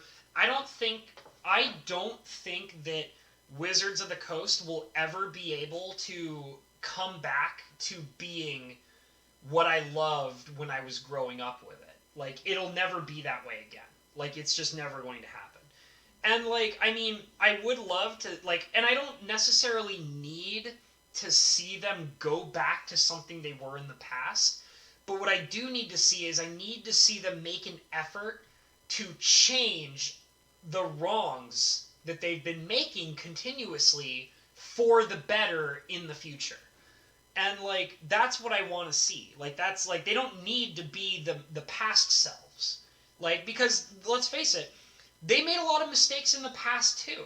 Like I don't want to see them make the same mistakes that they made in the past. All I want them to do is I want them to improve and move forward and be a better company. Like, I want them to, like, earn the money that I want to give them for the game that I love. Like, that's what I want. And, like, I just don't know if that's achievable anymore. Like, I don't, like...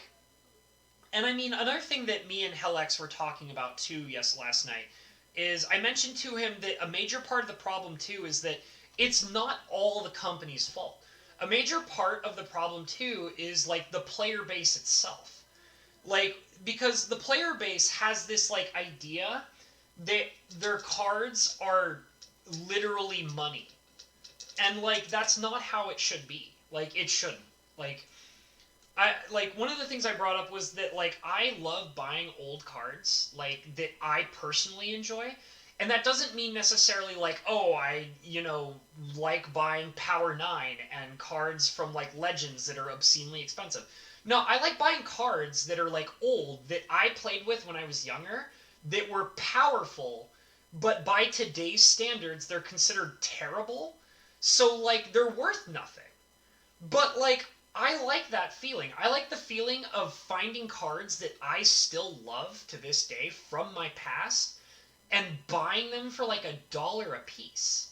And that basically says to me like I don't need to spend like hundreds and thousands of dollars on Magic cards to enjoy the game that I love, because I know that the cards that I want are like sometimes less than $1 for me to purchase. And that also includes if I'm buying like foils and things like that. Like I actually recently bought a whole bunch of foils that like I bought foils that cost me $1 or less.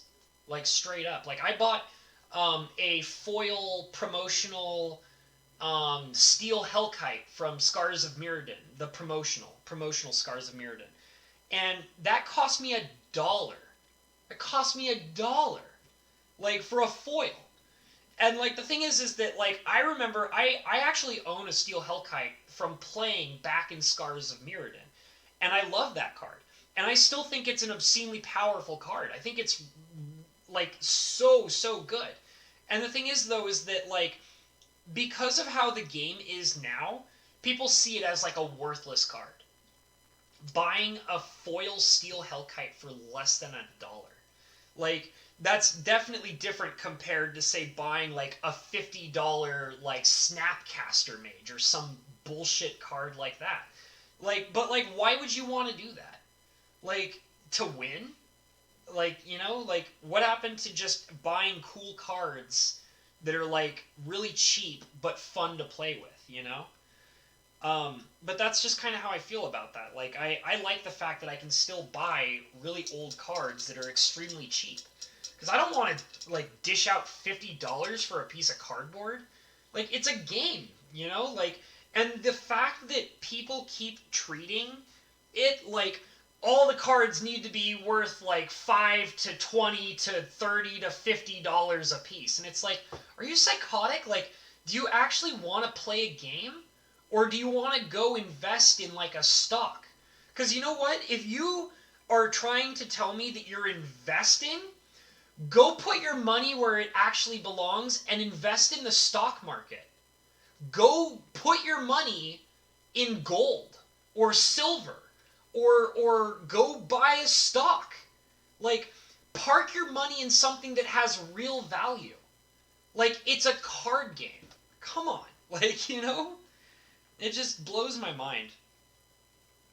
And I mean, that's the thing too, is like, I also have to like take into the fact that I do own cards that are like pretty expensive. But like, a thing is about that too, is that a lot of the cards that I own that are expensive, I crack those open in booster packs. I don't think I've ever actually bought a card that was more expensive than $20. Ever. Like, and I would say that the most expensive card I bought, which was $20, was Sliver Queen when I was like 13 or 14 years old. And like I've told the story before, like people made fun of me for that, you know? And the thing is too is like I'm not really interested in buying cards for like $20 or more because I think that's really dumb.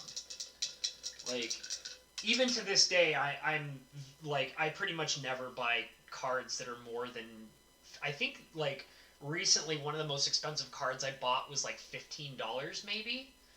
I don't even remember. I'd have to look at my receipts, but there was oh, that's right. I bought a copy of Lake of the Dead for $15. And it's just cuz I really wanted it and I felt like that $15 was really cheap for a Lake of the Dead. But I mean, I think that's like one of the most recent expensive purchases I bought, and I bought that for my cube. So, but I mean, I generally watch prices rise and drop, and I don't like to buy anything that is above the $20 range because I think that's stupid. So I got this brown. let me kind of show you guys. I got this brown, and I actually really like how it looks. I think it's much closer to the brown that I'm trying to get, so I think I'm going to bring the card back over and I'm going to work on it, and we'll see how it looks. Let me catch up on some... I was kind of in a rant there, so let me kind of catch up on the chat a little bit. Iron Man MTG is how I protest of how they do things now. That's right, Pionk, I forgot you're a Iron Man Magic player. You're hardcore, buddy. I could never do that. I could never... I mean... I love, like, I actually, on, I think it was on one of the when I was doing the painting for Man Cave. Near the beginning of the stream, I ripped up a card into little itty bitty pieces, and I do love doing that. But like the thing is like Iron Man MTG is like you're supposed to play with cards that are really strong, and I could never rip up cards that I actually enjoy. You know, if I rip up a card, it's because it's like a card that I couldn't give less than a crap about.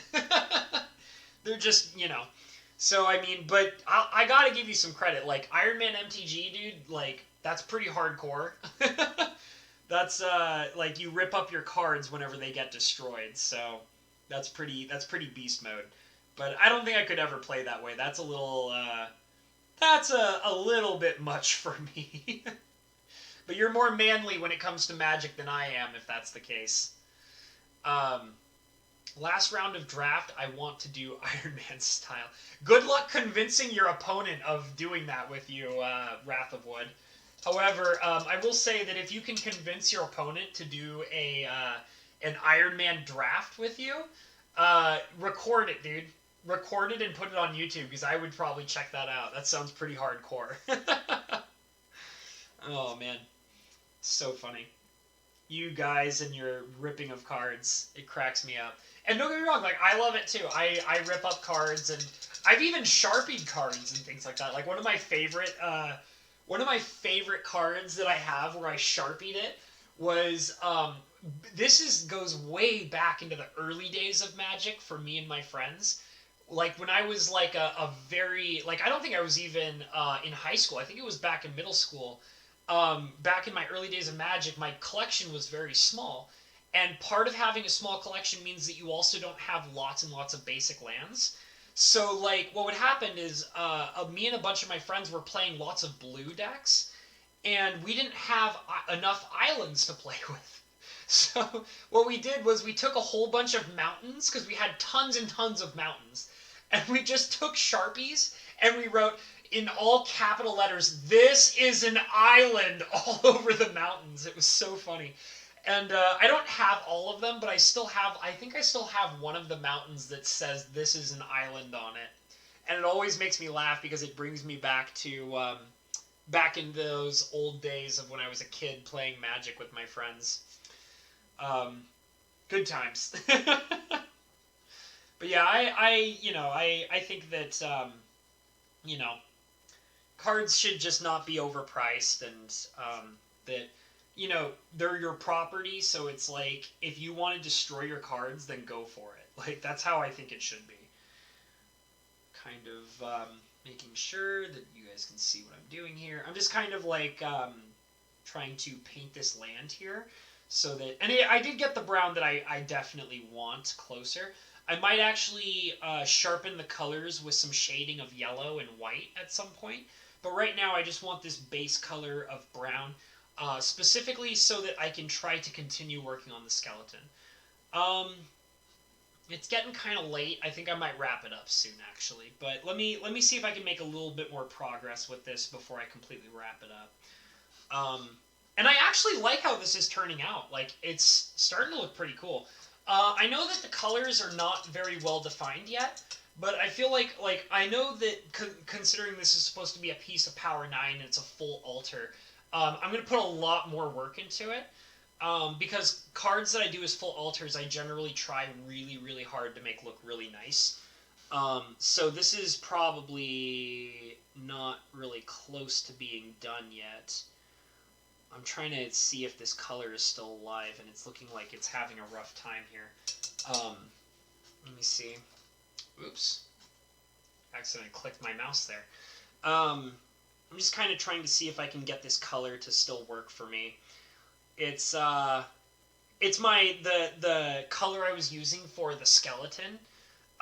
It's dried out. Like, and that's part of the problem with working with acrylics, is that the paints dry out pretty quick. You kind of have to be very brief with it. And that's why I was really mad at myself for spending all that time mixing the skeletal color right before I realized, like, that I needed to put in all the purple. And I was like, oh, this is going to mean that, like, when I really need that skeleton color, it's going to be all dried out. So, People now also don't want to play long games. Yeah. Well, like, yeah. I mean, that's why, like I always say, like, Cube is the way to go. And I mean, for a lot of people, like, I personally can't play Elder Dragon. I mean, I call it Elder Dragon Highlander, but Commander. I can't play Commander anymore because it's too meta. It's frequently degenerative, and I don't like that. But I can understand the appeal behind it because generally, like, Commander is much more. Um, Sorry, I'm just kind of looking at this card again to kind of get a viewpoint of it. Um, People like playing cards like they like playing what's it called, Commander, because it's a lot more casual. The games go on longer. There's more fun interactions. There's, board politics. Like, Commander is a kind of game where you can sit down for like a couple of hours and just play a fun game. Like, maybe you're playing it with your friends and you have a couple of beers and you're just having a good time. Like, that's how Magic is for me. Like, I don't like Magic unless I am, like, having I'm kind of realizing that I don't like how that looks. I don't like Magic unless I'm, having fun with my opponent, because it's a game where, like, I only play Magic with very close friends of mine, and it's kind of like a bonding experience for us. Like, we're just kind of, like, me and my friends, like, we get drunk when we play Magic.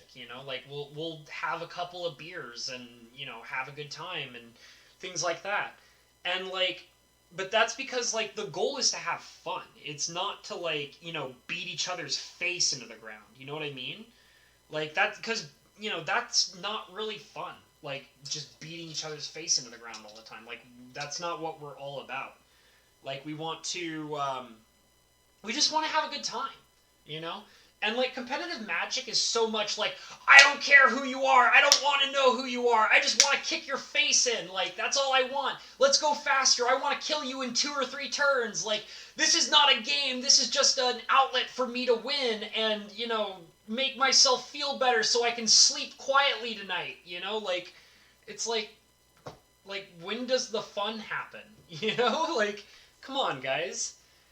It's, it's less about having fun these days, and it's like people just want to, you know, just beat the other person's face in, and that's it. And it's like, when does the fun happen, you know?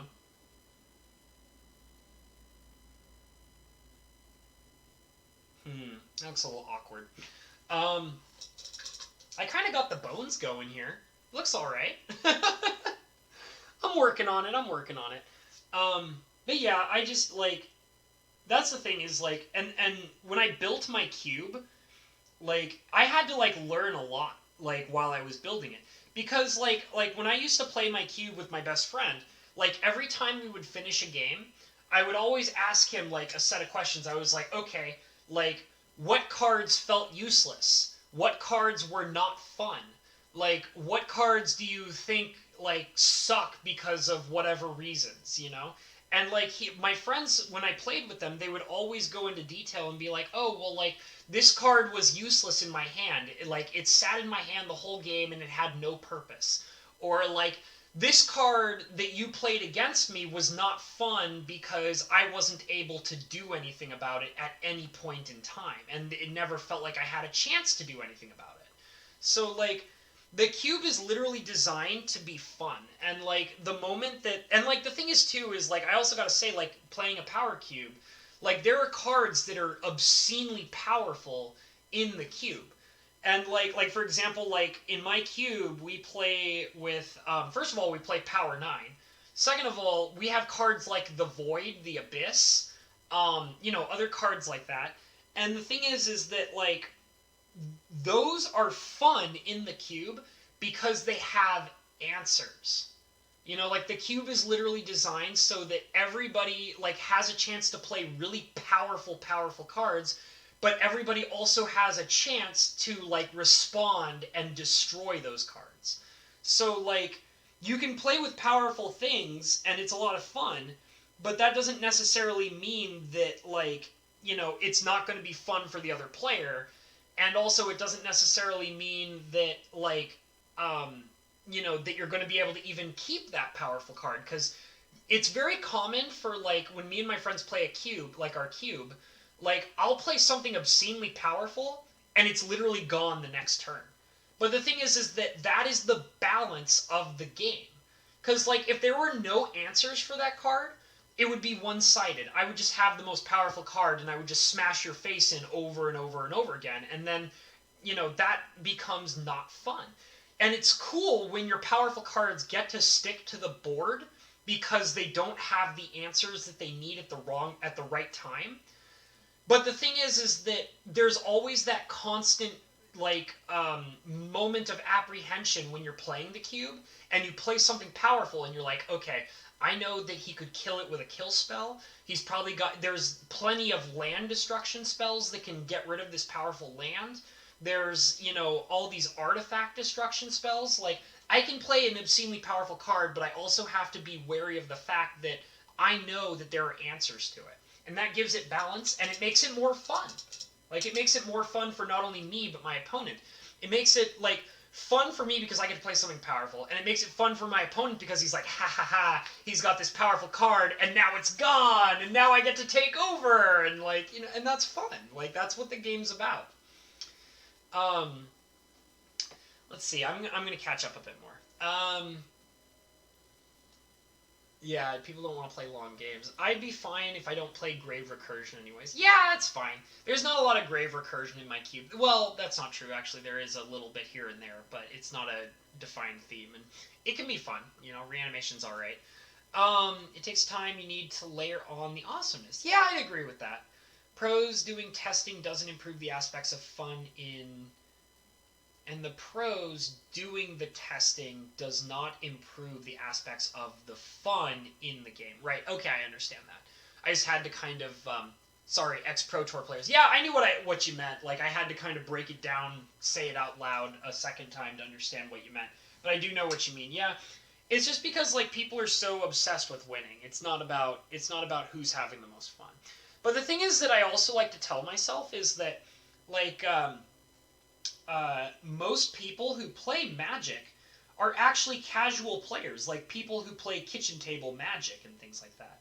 So, like, it is, like, kind of nice to know that, like, the majority of players are, in fact, people who just want to have fun. Like, there's not, like, this huge... It's not... Like, I mean, there is a really big, like, pro scene, and, like, people want to play competitively and all that. But the thing is that, like, the portion of people who play competitively, like on Arena and also with physical cards, are like a drop in the ocean compared to all the people that you never hear about who are buying Magic product just because they like the cards and just because they want to play with their friends. Like, and like, that's a big deal. Like, it's kind of hard to, like, understand that at first, but that's, like, a major thing for a lot of, like there's a whole range of people who play the game that, like, the idea of the silent majority. There is a silent majority in Magic the Gathering. It's just a whole bunch of people who are, like, playing at home with their friends and not talking about it, and they're not on YouTube, leaving comments or making content. They're not on Twitter screaming about something stupid. They're, like, there's this very large silent majority in the Magic community, and they're all just kind of hanging out doing their own thing. And, like, I actually think that that's a comforting thought. Like, the idea that there's a whole bunch of Magic players that you never hear about who are just having a good time. Like, I think that that's a very nice thought to have in general. And it makes you kind of have, like, a different perspective with... hold on, I'm just kind of doing these really itty-bitty little details here. It kind of gives you, like, this interesting perspective that you otherwise wouldn't generally think about for Magic, because like you want to believe, like generally people want to believe that what they can clearly see and hear, like in the Magic community, based on like Twitter and YouTube and whatever kind of other platforms there are of people talking about Magic, they want to believe that because that's like what they're hearing and what they're seeing constantly, they want to believe that that's everybody. But the truth is that it's not. Like it's not that way at all. There's this obscenely large amount of people that like you can't even properly, like it's probably in like the multiple, like there's probably at least more than a couple million of people who play Magic the Gathering that never talk about it, like ever, like you never hear from them or anything like that.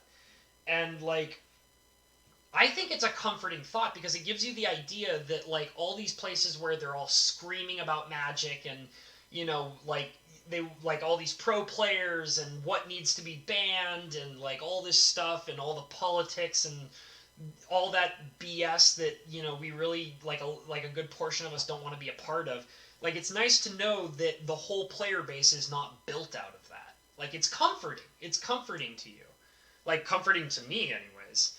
Because like I don't know if I could actually be okay with the idea that like the people that I see and hear on Twitter and YouTube about Magic the Gathering is everybody. That would drive me insane. I don't think I'd be okay with that at all. I would maybe have to quit the game entirely. I really like my skeleton guy. He looks cool. I'm just kind of like looking at him a little bit. Let me kind of see if I can get it to focus a little bit so you guys can see it a little bit better.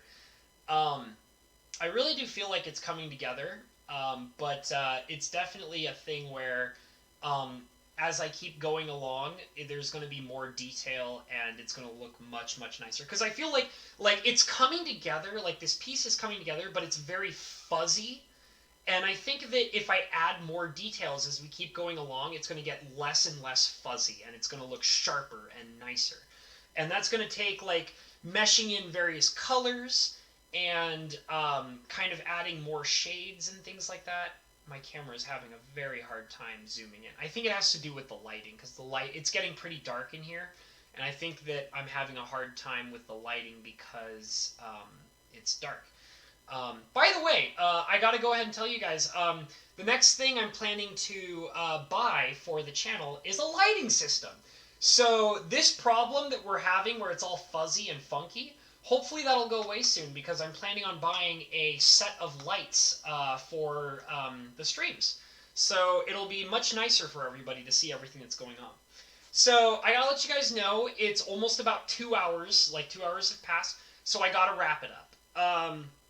So I had a great time hanging out with you guys. This was a lot of fun. We talked about all sorts of cool things. We got a lot of progress done on this piece, and I'm actually really excited about how it's going to come out. I'm having a great time painting it. So I think I'm just going to wrap it up here. I'm going to say all the classic stuff that I always like to say. So obviously, if you're brand new to my streams or my content, feel free to subscribe if you're not already subscribed. Feel free to hit the notification bell so that you guys can know when my streams are happening. If you are interested in commissioning a piece for me to paint, you're going to probably want to join the Discord, which I posted a link. You know what? I'll post the link again for anybody who hasn't already had a chance to see it. I will go ahead and post it again for you guys. This is the public Discord. So, here we go. This is the public Discord for my channel. It's open to everybody, so feel free to join it and jump in. You can basically contact me through the Discord if you're interested in a commission. If you want a commission, hop over to my PayPal for payments. Definitely negotiate with me about the piece that you want done first before you do that. And also, if you enjoyed the stream and you just want to donate money because you're a cool person and you like what I do, feel free to do that as well. I also have a P.O. box now, so if you guys want to send me fan mail or cards or whatever, the information for my P.O. box is down in the description below as well. I do have a DeviantArt page. The link is in there. It's not updated. I know I keep saying it. I just like to kind of show off my art, and I know I've been lazy about it, but I know that eventually I will get back to it. A lot of it is because I've been so busy with so many different things, I haven't had the time to update it. So I think that's about it. I think I'm going to have to say goodbye. I always like to tell you guys, follow your dreams, because you'll get there. So, all right, guys, I'm going to leave. So, thanks for stopping by. I enjoyed all you guys coming out. My family was in here earlier. I don't know if they're still here, but if they are, thank you, family, so much. Dad, Anita, Lauren, thank you so much for being here. Thank you so much, Wrath of Wood, James Pionk, Hell for Gamers, Bo Falcon, Cinder Shadow was in here earlier. All of you guys that stopped in and hung out, I really appreciate you guys being here. If you guys weren't here, I wouldn't be doing a 50 subscriber special, so thanks so much for being here. I will see you all later. Take it easy, guys. Bye.